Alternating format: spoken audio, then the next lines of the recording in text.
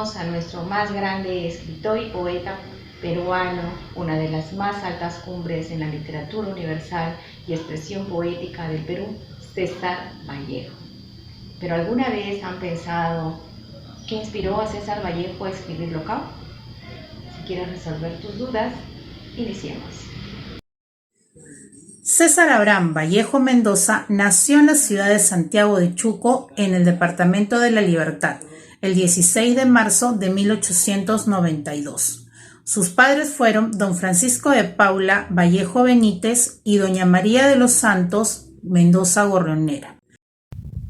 Vallejo comenzó su etapa educativa cuando tenía 8 años de edad, inicialmente en la escuela municipal y posteriormente en el centro educativo número 271.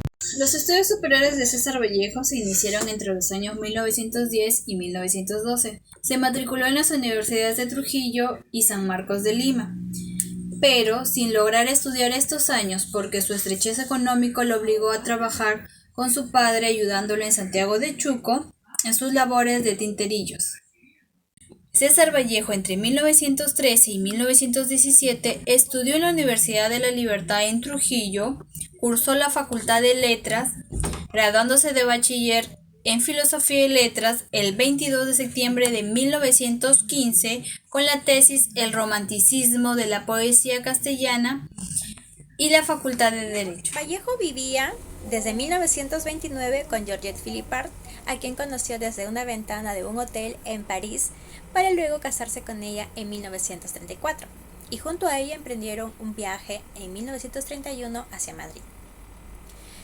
Philippart compartió con Vallejo horas claves durante este año 1931, en las cuales tenemos, por ejemplo, las diferentes reuniones del poeta como sus tertulias de café. Fue testigo de sus reuniones políticas, públicos y clandestinas. Georgette, durante todo este tiempo, apoyó financieramente a Vallejo en Madrid y París.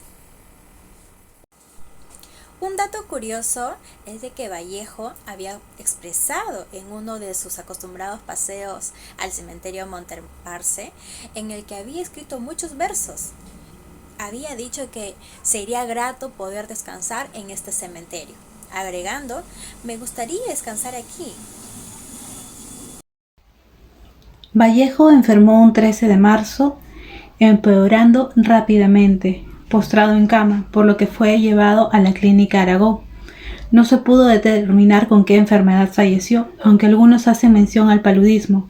Por otro lado, antes de dar su último suspiro, Vallejo le indicó a su esposa que tomara nota de algo muy importante que quedaría grabado, diciéndole: cualquiera que sea la causa que tenga que defender ante Dios, más allá de la muerte, tengo un defensor, Dios. Dejando de existir el 15 de abril por la mañana. Locao fue un nombre escrito en francés en 1930 y traducido al español en 1931 por el mismo autor. Realizó esta obra plasmada en una visión del sufrimiento que vivió en aquellos años, tanto como nos relata los problemas de otras personas vinculadas a su entorno en aquellas épocas. Asimismo, está delimitada la ideología del marxismo. Además, nos hace referencia que está vinculada al socialismo soviético y con una ideología del marxismo y leninismo. Cuenta con 5 escenas. Empecemos. Primera escena. Los obreros reunidos en el taller de una fábrica metalúrgica toman conocimiento que la fábrica va a cerrar. El propio director viene a comunicarles este hecho. ¿Por qué todo este desorden, señores? Claro, no hay desesperación. Trabajo. Señores, por favor, un poco de silencio. El director va a hablar. ¿Para explicar qué? No hay nada que explicar. Trabajo.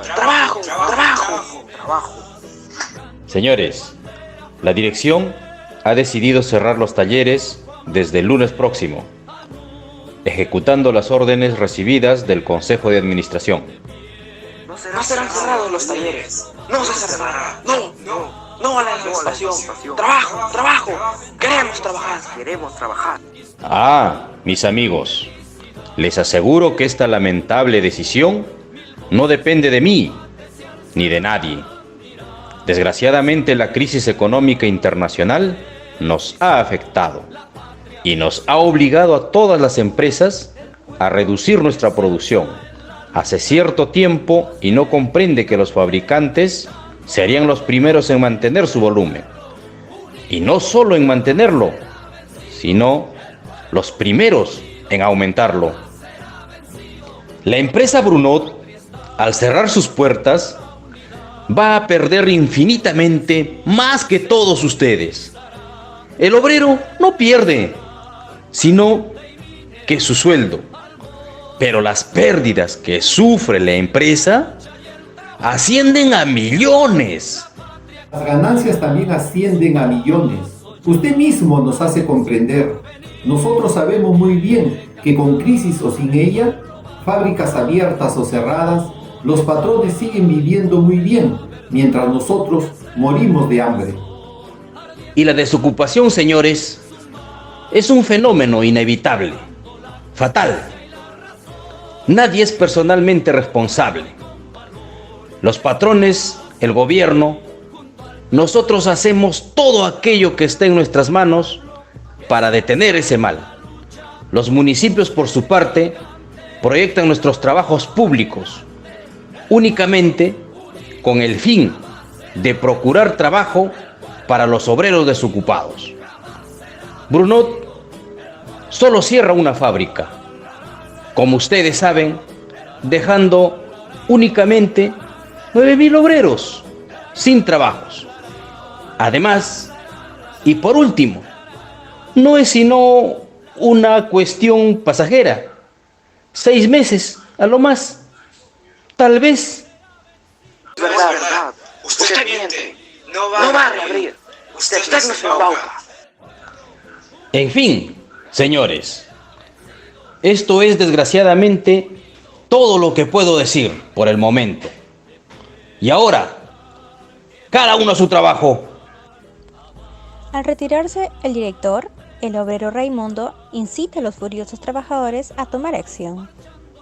Cuando el director dice que la desocupación no es la culpa de nadie, él miente. Aprovechan el rendimiento de las máquinas cada vez más rápida para librarse de los obreros que ya no necesitan más. Los obreros han construido las máquinas que mañana permitirán a los patrones echarles a las calles. La novia de Raimundo se opone a que éste participe.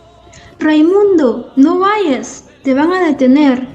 En todo caso, a ti te toca ir a ver a mi madre, a la casa. Ella está sola. Vamos, nos vemos luego. Segunda escena. Tienen lugar entrevista en el Ministerio de Trabajo. Primero, entre el ministro y los empresarios que quieren cerrar alguna de sus fábricas o disminuir el salario de los obreros. El ministro, que es socialista, quisiera ayudar a los obreros, pero uno de los capitalistas lo amenaza con hacer protestar una letra que el ministro debe. Es de esa manera que los empresarios lo obligan a hacer todo lo que ellos desean. En la reunión de los industriales con los 3 delegados de los obreros, un empresario, Leblanc, tomando aparte el delegado Duplessis, trata de comprarlo ofreciéndole dinero, pero este no acepta. Entonces lo amenaza con la cárcel. En resumen, señor ministro Brunot, ¿piensa usted igual que el señor Richard? ¿Que nada puede hacer contra la reducción de su producción? El cierre de las fábricas no es obra nuestra, sino de la crisis mundial. En lo concerniente a la disminución de los salarios, me gustaría tener igualmente una idea de conjunto en ese aspecto. Señor ministro, los salarios sin duda alguna deben ser disminuidos. Antes de retirarse, Bragg, uno de los patrones, intenta persuadir al ministro a quebrar la huelga. Pero Dussopt se niega y amenaza con renunciar al ministerio.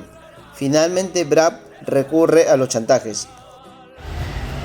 Reflexione sobre lo que va a perder. Si usted abandona a la cartera, qué fiasco para los colegas, la familia y el partido. Un ministro que renuncia apenas 2 meses después de su nombramiento.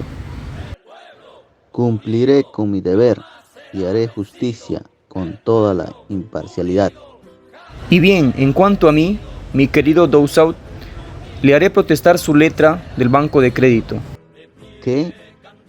Pero miserable, creí un mínimo de pudor de su parte.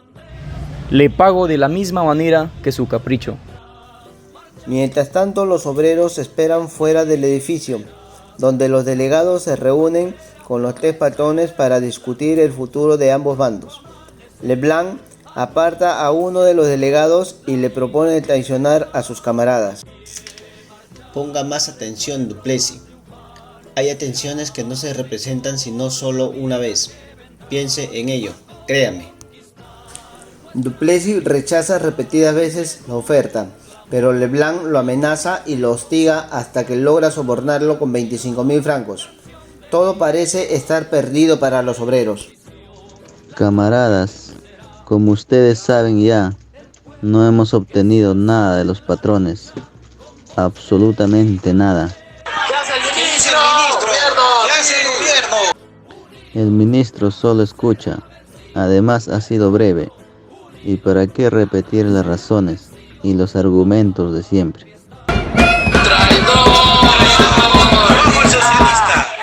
Al ver el fracaso de las entrevistas con los representantes de las empresas, la masa por unanimidad que se decrete e inicie la huelga al día siguiente.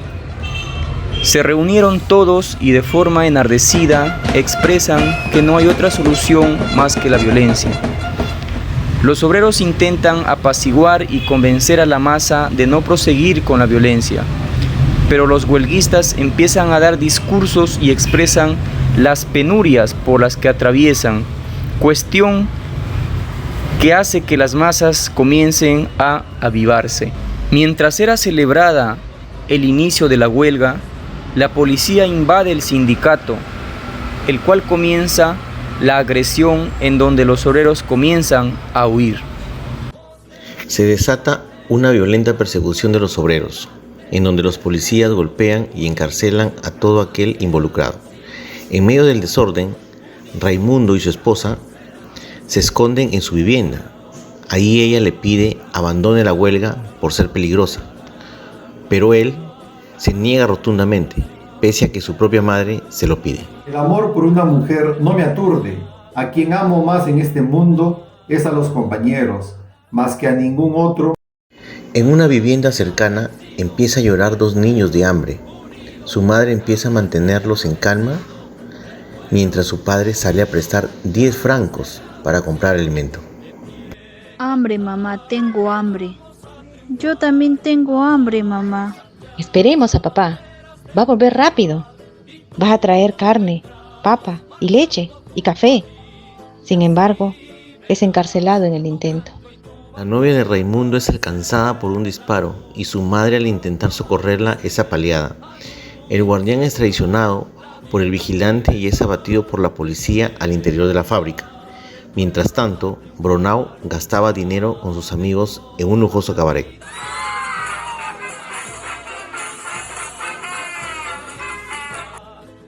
Después de 5 semanas la huelga terminó y se firmó el acuerdo en donde no se cerraría la fábrica y menos se disminuirían los salarios. El corrupto Ministerio de Trabajo tenía una guerra civil y se vio obligado a recapitular. Raimundo, luego de perder a su esposa y mamá, les dice: Es hora de entrar a trabajar, mis camaradas. Ganemos nuestro pan con el sudor de nuestra frente, inclinados bajo el yugo del patrón, en nuestro puesto de combate. Finalmente, la fábrica reanuda sus funcionamientos y los obreros ingresan a trabajar.